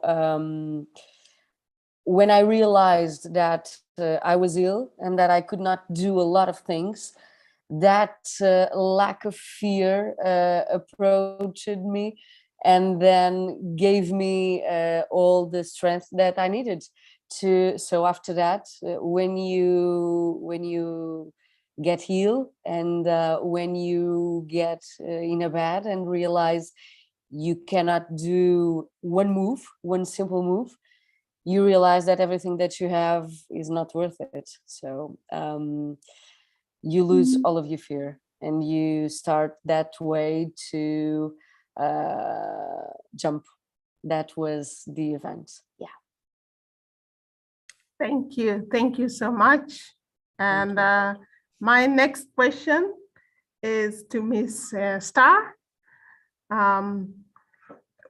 Miss Starr, if you weren't a journalist, which job would you be doing? Oh my God. I feel, and that's a question I always wonder, because as a child, I knew I wanted to be a writer. Like, that was very clear. Like, I need to be a writer. And so I feel that if I wasn't a journalist, I would still be writing in some sense, whether it's writing children's books or a novel. I would get into that. But writing has always been a part of my core. It's my essence. So I can't see myself doing anything outside of writing. Thank you. Yeah, writing is important. It inspires people, inspires the writer and the reader.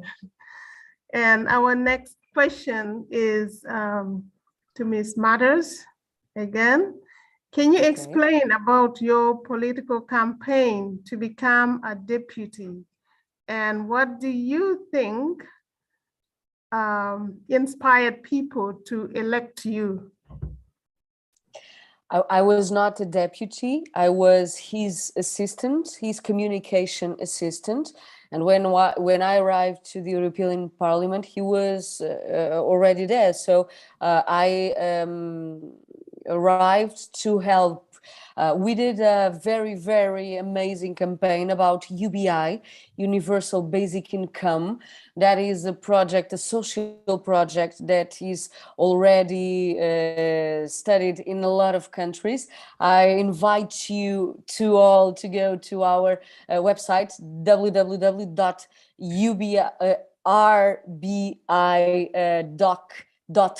It is in Portuguese, but the extension is in English. So you can see our documental series. It's 13 episodes that where we talk about the UBI. It was the major project that we did in Europe. It was my pleasure to be in that project too. I was a little journalist again in that documental series, and it explains in each episode one part of society that can be helped with UBI: health, education, gender equality, ecology, how to finance it. It's a huge discussion all over the world. In rich countries, in poor countries, we have a very, very faithful project in Kenya. Is very amazing. The results are amazing, and I invite you all to go there. If you ask me what was my major project, was that, but when I arrived, he was already there. So I just helped to construct and to let his project and his programs go higher than he already had. Thank you so much. I think you've answered it very well. And let's move on. Our next question to Miss Millie Cox. How do you see yourself in 10 years ahead, 10 years from now? And which events in the diverse NGOs where you served, which one has given you the best clue for seeing your future life? So 10 years feels like a really long way away, but Well, I'm beginning to think about what I'd like to do. And I think from the experiences that I've had, working for the Women's Federation for World Peace made me realize that I would really like to be part of a much bigger organization. The international aspect is something that I've always thought I'd be interested in. Obviously, doing a languages degree, you're bound to be hopefully living abroad. And definitely as well, I realized the work you do, it's really important to be super passionate about it. So being able to do something for me, I'm really, really interested in my sports, and also, as I said, women's rights. So women's sports would be completely up my street. So it's just now trying to figure out paths to get there. So that would be my answer. Yeah, thank you. Thank you so much. And our next question, Ms. Starr. In these times, I find it difficult for certain young people to find their talent and even to find what they want to do in the future, looking at the chaotic world of today. What would you say to such a young person who lost interest to study and who do not see any future? I feel that it's becomes difficult when you've already been presented with, this is the way you need to go to be successful. Like, how do you define success? How do you define having a stable job or anything? We grow up thinking, oh, I have to be a doctor. I have to be a business person. They're the ones that make money, so I have to do that, when that isn't the reality at all. And I think that's when certain young people start getting depressed, because, I mean, I was talking with one person yesterday. He asked me of, my career in journalism and how I started, because he was thinking about it. But the first question I asked him is, what do you enjoy doing? Like, what do you like to do? And he was talking about skateboarding. And I thought, skateboarding and graphic design. And I thought to myself, why aren't you doing that? It sounds like you're more passionate about design and skating. And there are people in their 60s still skateboarding. So don't have the concept that you have to be a kid or a teenager to skateboard. You can still skateboard. And there are a ton of graphic design positions within that realm. And if you're looking for one that gives back to the community in America, that also exists. There are skateboarding companies that part of their mission is to also give back to their community. So I feel when a young person is feeling depressed about where they should be going, it's probably because, no offense to the parents or family around that youth, there could be pressure of, this is what you need to be, but that's not who they are as a person.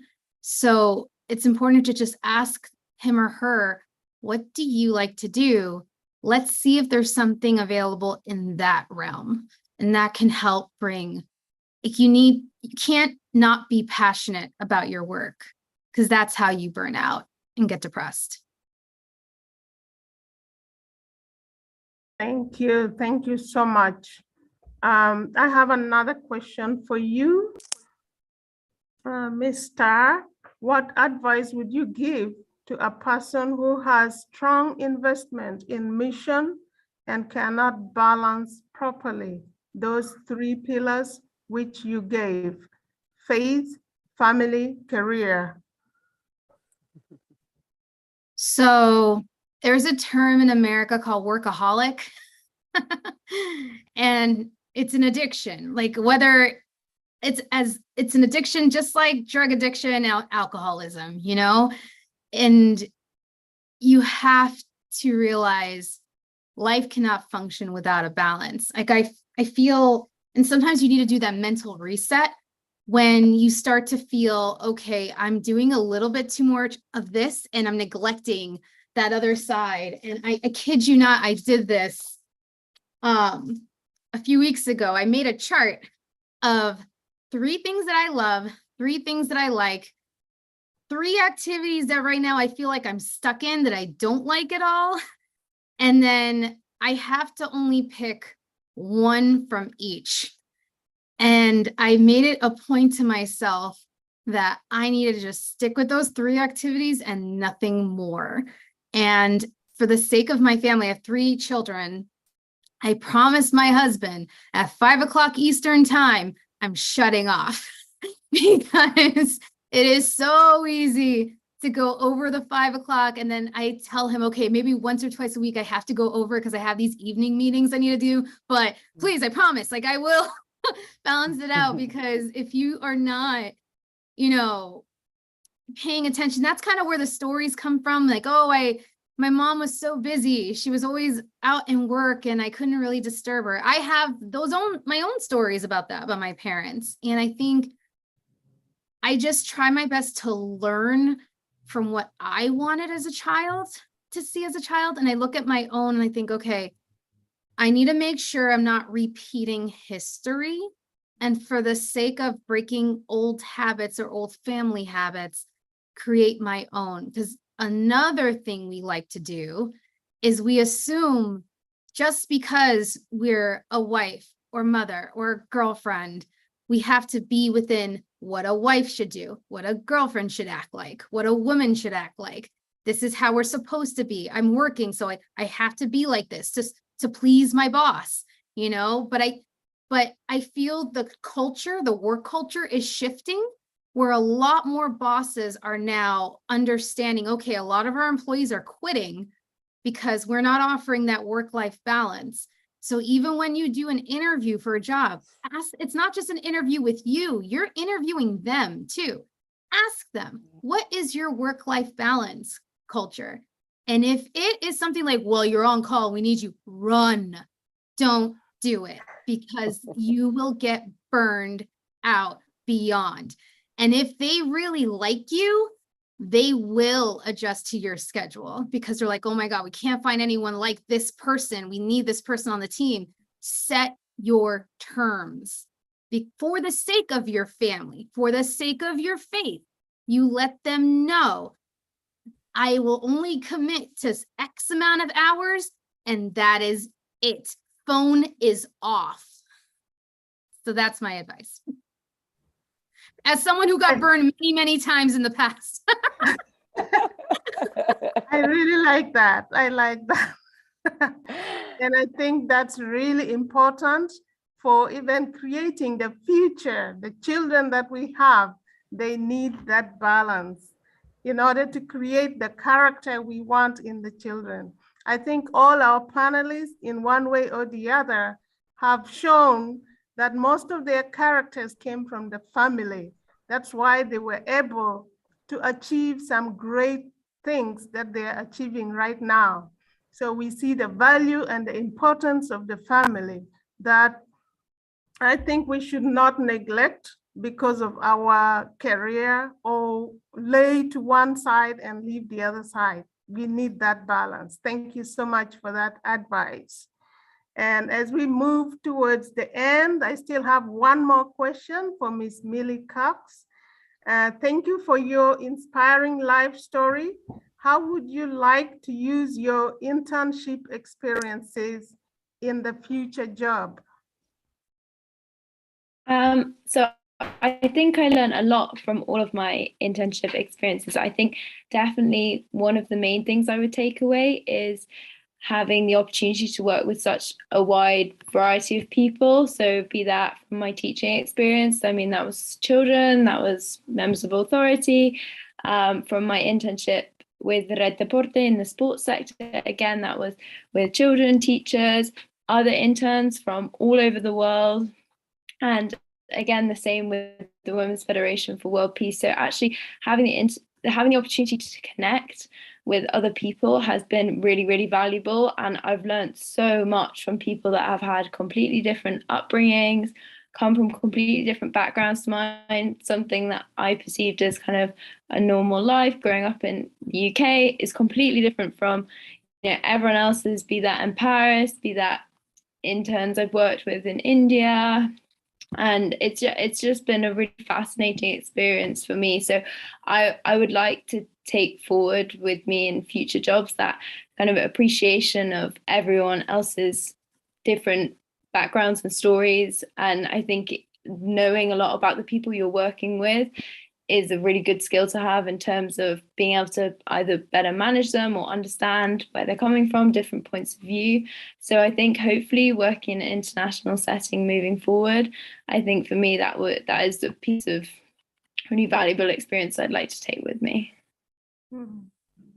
Good, thank you. Thank you so much. And I hope the young people around are listening and get also inspiration from that. I think it's important as the world is moving in a different direction that we go internationally. We will break more barriers and move forward if we go internationally. That's my opinion. Before we close, I still have one more question. I feel it's important, this question to Ms. Starr. Thank you for the very interesting content regarding the youth volunteer activities. I think that helping refugees is a very sensitive subject. While we help refugees who come by boat in the Mediterranean, the reality is that human trafficking and other forms of abuse are rampant. What is your advice? No, and you're right. That's very, I feel that, again, it's that balance. Because a lot of those who want the heart to help also need to make sure that they're being wise and staying safe and not just going rogue. You can't all be that superhero to just come on in and go, hey, sneak over here, because then you're putting yourself in danger. However, at least in America, I know that there are some great organizations that their main mission is to help against human trafficking and to help those who are trying to get out. And those who do enter like refugee programs just regularly, there are also a ton of great organizations out there that they make it their mission. And so if you do have this calling to help refugees in general, like in any country, find out who your local leaders are or your organizations are that focus on that and get involved. Like, get involved safely, because there is this harsh reality of how dangerous that world is. And I just don't want anyone to put their life in danger. You want to do something good, but you have to also be very, very careful at the same time, because it is a very sensitive subject, but it's a dangerous situation as well. Yeah, thank you. Thank you so much. And I have one last question for each of you. I think it's two, but you can, in your answers, you can speak about both at the same time. What is the most challenging task of being a volunteer, and what was the difficult challenges for a successful career? Let's start with Miss Patricia. Okay. I am a social volunteer because I connect myself with a lot of social programs, and I allow myself to be connected with society, and that is that means a lot for me, because I think as a public figure, if you understand what I mean, I think that we have to use that recognition to help other people, to improve other people's lives. And then that's why I am the face of a social project in Portugal that will people will see in Portugal for at the end of the year and at the beginning of the next year. That is about helping young people in a difficult social situation. We have to rebuild a house, and we are trying to connect a lot of help to do that. About the career, that's my commitment. That's what I will always do for free. Never ask me how much will you get for that, because that is very bad for me. For my career, I had to recognize that family, my home family, if we can call that nuclear family, that I don't have. I live by myself. That was an issue. Of course, I'm almost 40 and I don't have that nuclear family around me. That was my choice. That is okay. But for these days, I start to think about that balance that we all talked about in here, that balance that we all need so much and that we all preserve so much. But also being a woman was a real challenge in my career, and is being right now. So I think that is the main challenges about the family and about being a woman, because people look at us, especially women that don't have family, they look at us just like a man, and they think that we are capable of doing a lot of things just to get there and to be in the top of our careers. That's not true. I'm ambitious, but not that ambitious.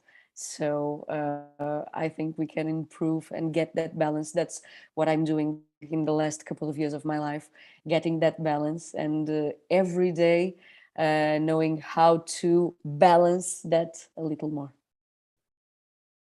Thank you. Thank you so much, Ms. Patricia. Let's hear from Ms. Millie Cox. I think in regards to the difficult or the hardest part about being a volunteer, I think I personally found that, especially when you're working with social causes, is when you're not making the progress that you want to, if there are challenges in the way, be that distance, be that financial issues, whatever they may be, that becomes quite hard because you take that upon yourself and you become so invested in a cause that you really want to make that difference. And when you can't make the progress that you want to, I found that frustrating. But when you do finally break through whatever the issue is, it's one of the most rewarding feelings. So I think it's the toughest bit, but then it's the best bit. In terms of the career question, so I'm still a student, so I haven't had an official, proper, formal career yet.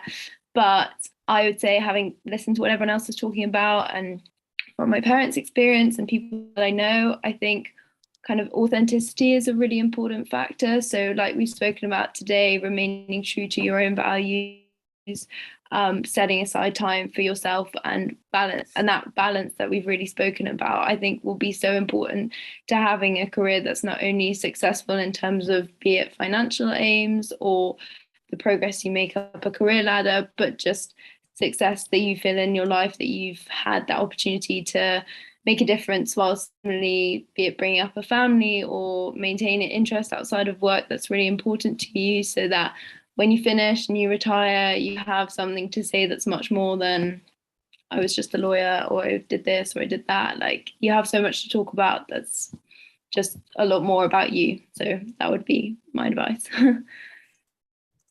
Okay, thank you so much, Ms.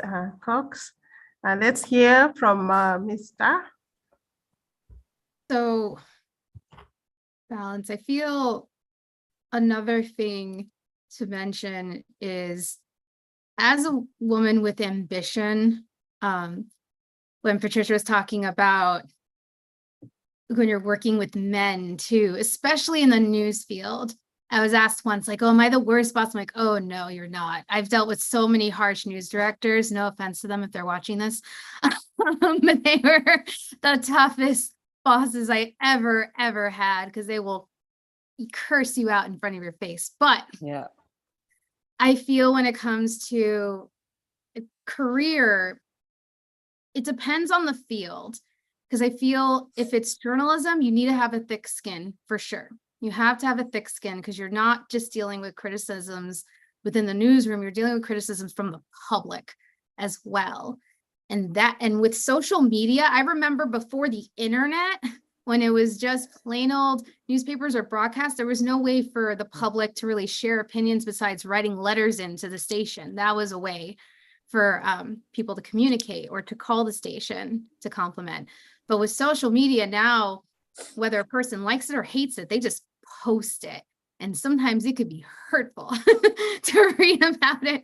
So thick skin for sure if you are interested in going into journalism, but also more importantly, you have to stay objective. And I think that's the case for any public position, whether you're in government, whether you're a reporter or a teacher. If you are doing anything that's public facing, you have to keep your agenda out the door. We all will have different opinions. That's a fact. But we need to learn to have more mutual respect for each other's decisions and each other's choices of how they live. As long as no one is hurting anyone, we really have no business in judging. And we need to, I've been having multiple sclerosis for 17 years, since I was 20. And I remember when I first told my bosses, they thought I was going to be not able to even report or something. There were a lot of judgments. Like as soon as someone hears you have a health issue, they immediately decriminalize you and like, oh, they're no good anymore. They can't even work. And that's wrong to do and very hurtful for the person. So I feel even for those people who are managing health issues, just know there are many, many people who are just like you, who still try their best to make it and to make a difference in this world. Don't think just because you have this, that you may not even be able to walk again or use your arm or something, that doesn't mean you're useless. You can still work, you can still do good. And don't ever let anybody devalue, because they will be out there and they will try, but just don't let them get, you yourself have the power to just make sure you keep going. Just make sure that you keep going, you know your value. Thank you. Thank you so much. I would like to end the Q&A session here. And apologies if we didn't get to your question. You can always email us after the webinar. We will make sure we get to your questions. Once again, I would like to say thank you so much to all our panelists. That was really great. Now, I would like to turn the mic to Ms. Kefilwe Lebepe, who is the team leader of the Women Federation for World Peace International Young Professionals team. Ms. Kefilwe, the mic is yours.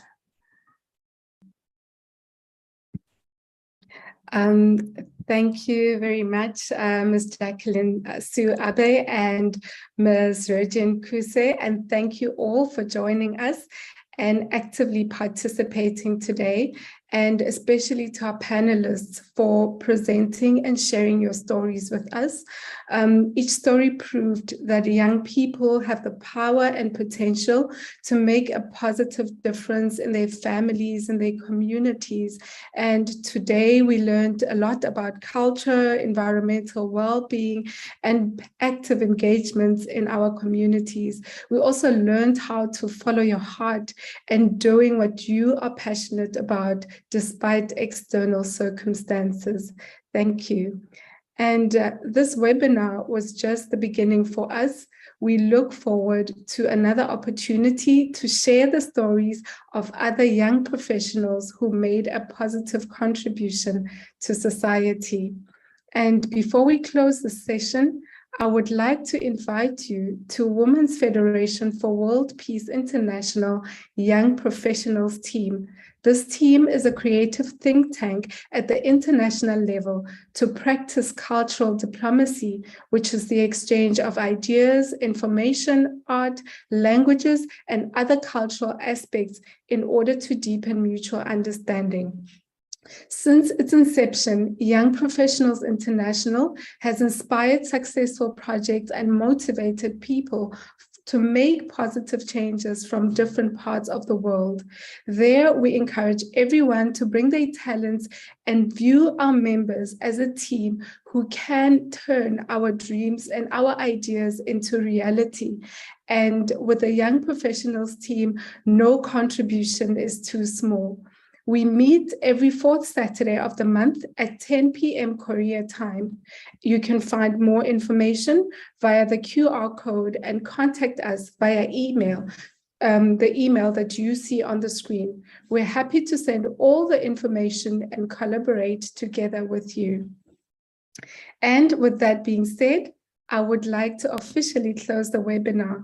Thank you very much for participating today from all over the world. I would like to wish you a good day and a good night. Thank you.